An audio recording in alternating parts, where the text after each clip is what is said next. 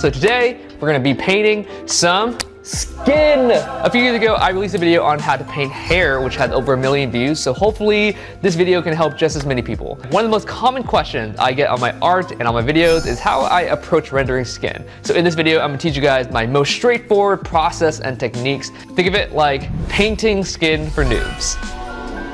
So we'll be painting 3 skin tones: a fair skin tone, something more warm and tan, and then a rich and deep skin tone. And I know there are hundreds of different skin complexions out there. You know, the makeup world has a shade for every human, but I think this is a good spectrum for a beginner and for you guys to see the differences and similarities in the different shades. And just a disclaimer, I'm not a skin scientist and know all the complex scientific properties of the skin, but I think you're watching this video because you want to see how I personally approach skin. So here we go. Yeah, so here is my general sketch, and we'll be painting this 3 times on the 3 different skin tones. And it's always a good idea to have some reference. I know sometimes the mental act of gathering references is so daunting, and we want to paint everything from our heads, but think of it this way. You know, you're spending 5 or 10 minutes gathering references, and this is going to help you work more efficiently and faster. And this beautiful reference here is what my rough sketch was based off of. So here we go. And I'm going to make my selection. Now I'm going to fill it in with the midtone. Yeah, if your eyes aren't as trained yet and you need a little guidance, feel free to color pick the midtone. There is no shame in that. I like choosing a midpoint around the yellow, orange, red, something not too saturated, not too light, not too dark, something very comfortable. Nice. For portraits and the skin, I use 3 brushes max. I use a round brush and an airbrush. I know, there is so much resistance against using an airbrush, but for me, it works and I love it. So there's generally 3 color zones to the face. Sometimes people paint with just one tone and it looks kind of filtery and unrealistic. So if you want a more accurate portrayal, you know, add a little more color variation. So the upper zone is usually a little more yellow. The middle zone is a little more red because of the capillaries carrying blood near the surface, and that's why you see people with rosy cheeks. The lower zone usually is a little more blue, green, gray because of the reflected light off the ground, and some people have a 5 o'clock shadow. Yeah, women and children usually don't have this, but it still carries a little green around the lips. When you're incorporating these color zones, they don't have to be like in your face obvious, because in real life, it's pretty subtle and unnoticeable. You know, it's definitely more pronounced in men, but when you add a little bit to your own work, it will feel very masterful and beautiful. If you've been a part of my digital art bootcamp, this will definitely feel familiar to you. Yeah, so let's incorporate these color zones, and I'm gonna use an airbrush for a smooth effect. I'm gonna pick something a little more warm for the middle, and the top a little more yellow, and the bottom a little more cool. This is kind of like your foundation, and now I'm going to do the shadows, and I'm still going to use an airbrush to softly lay it down. And I'm going to choose something a little darker and a little more red. This is why reference is going to help you. You know, if you're not really familiar with the anatomy of the face, you can kind of refer back to here and try to figure out what the forms are doing so you can lay down your soft shadows. I'm kind of working really big, and then we're going to narrow in on the structure. So we have our soft foundation here, and we're going to start sculpting the shadows. And this is where reference really comes in hand, because if you're outside, bright sunlight, it's going to be a sharper, darker shadow. And maybe you're inside, natural light, soft lighting, you're going to have a softer and lighter shadow. And to sculpt our shadows, we're going to use a round brush, but we're going to make it a little softer, so we're going to turn down the hardness. That. Ooh. I'm going to use this brush to sculpt the shadows and use the existing color zones to help mix my paint.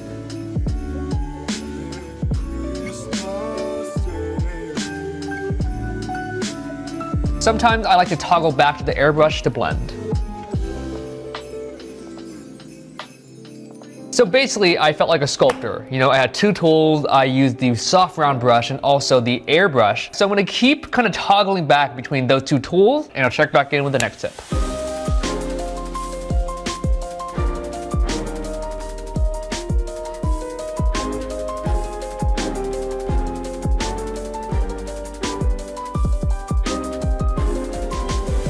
Before, after.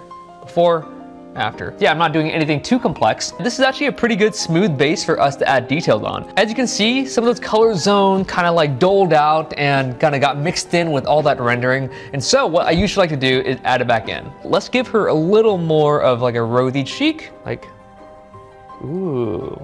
And then around the nose. Slightly more greener tint around the mouth. And now I'm going to introduce something that completely changed my life. It's including the skylight color into the skin. Yeah, this is a pretty good general art tip that will make your painting better and more accurate. So when we have an object, it's not only lit by the direct light source, but also by everything around it, the environment. Yeah, so this is going to catch some of that environmental skylight. I'm going to softly incorporate it, not too much. Yeah, just the highest areas of the face. This is actually super subtle, but honestly, I think I use this technique on every single painting. So far, we've used two brushes, a round brush and an airbrush. So now we're gonna incorporate some of those juicy highlights that skin has, and I'm gonna change my brush into something a little more painterly, something with a little more hair strand to mimic a traditional effect. Something with a little texture to break all the smoothness up. I'm gonna paint along the form on the highest points of the face.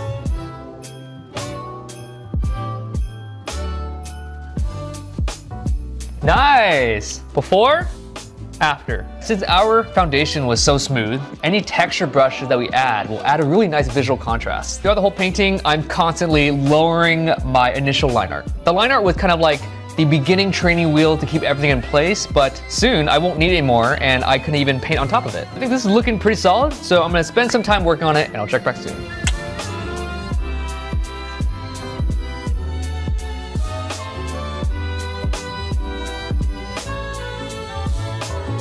Sometimes I even like to use a smudge or a mixer brush to blend the line art into my painting. So we see this corner of the mouth here with the line art still visible, and so I'm going to mixer brush it and blend it.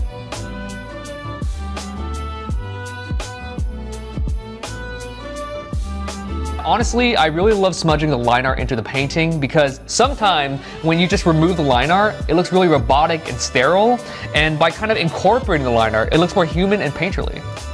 Oh my god! You scared the shit out of me. Will you put that in the video? Oh my god. Hi, I'm Ross. Oh my god.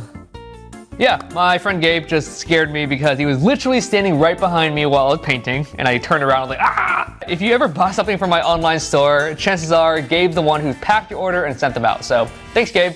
Yeah, you can even take this farther by adding more color zone to the face. For example, there's a little bit of purple around the eyes. Sometimes when we lack sleep, we form really dark circles. Every now and then I'll learn something new, I'll incorporate it, and it makes my portrait look more accurate. So that was my most basic, straightforward process. I'm gonna polish this on my own time, and then we'll check back in and start the warmer, tanner complexion.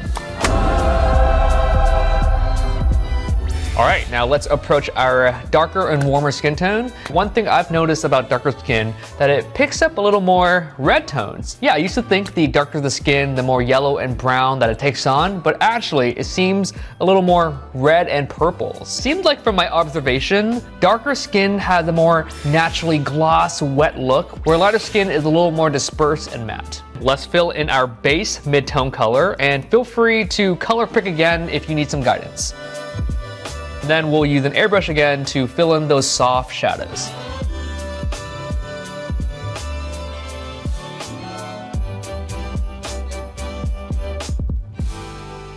Now I'm going to teach you a technique that I love to use when painting skin, and that is to use a soft light or overlay blending mode to do the shading. I'm not really sure the exact science behind these modes. It seems to be a slight burn effect and add a bit of saturation. So I'm going to pick a color that's less saturated because it already adds saturation. Art math. Let's make a new layer. I'm going to set it to soft light. I'm going to shade.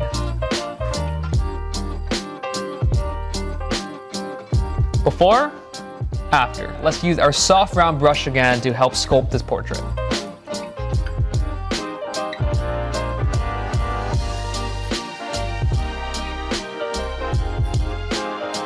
Before, after. Before and after. Yeah, I'm just constantly switching between that soft round brush and the airbrush trying to sculpt it. So what I noticed about the lip color, and this is more pronounced in darker skin tones, is that the bottom lip is a lot more pink than the top. We're gonna try to incorporate some of that on our lips. Again, some of the rendering kind of lost its color zone, so let's add some back in. So now I'm gonna spend a little more time sculpting and polishing this, and we'll check back soon.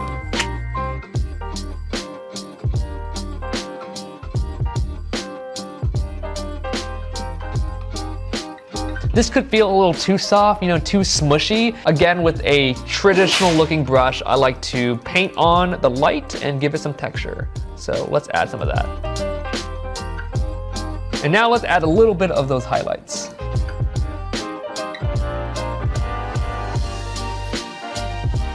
So before, after, before, after. I feel like we spend a lot of time on that initial foundation, and then that last 10% is where it all comes together. Those juicy highlights, those brush strokes really kind of completes the portrait. This is how it's gonna look like if it was more yellow and brown.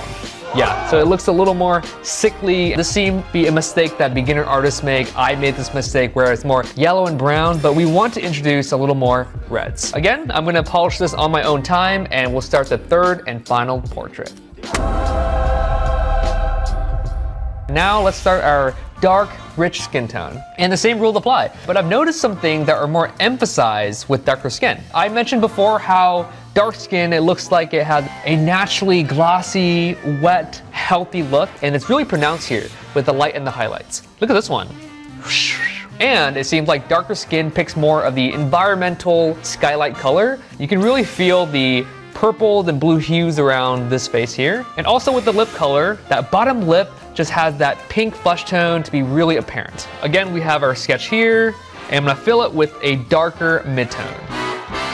Yeah, let's do the color zone once again. And so the mid is a little more red, the top a tiny bit more yellow, and the bottom is a little more gray. People like a more warmer line art, purples and reds, because it's a natural base for the skin. If you use blue or black and it shines through and you try to smudge it, it starts to look kind of desaturated and muddy. Yeah, so now let's softly shade our portrait. I'm gonna go a little darker and a little more red.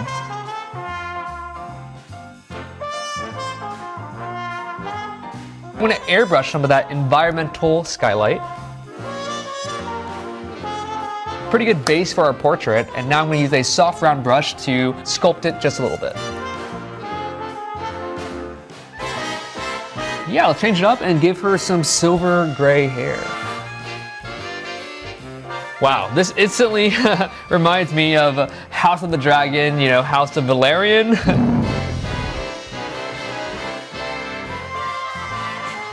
I think the key with darker skin tones is playing with that environmental skylight. You kind of see a lot of blues here. Now let's use a textured brush to bring out some of that contrast against the smooth skin. I'm a huge fan of adding a highlight in the corners of the eye. Now I'm gonna make a new layer and try to blend the line art into my piece.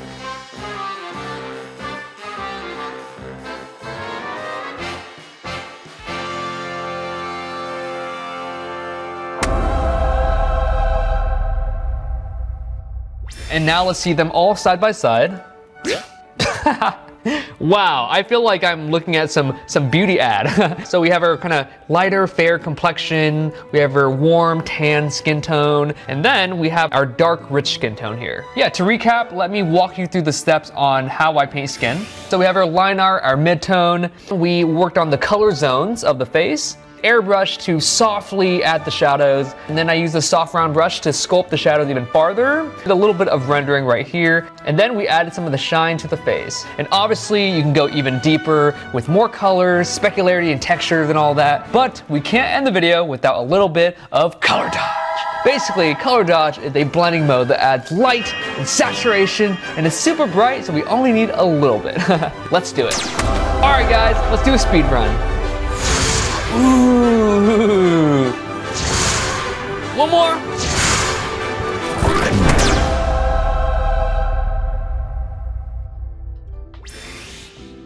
Milo, what'd you think?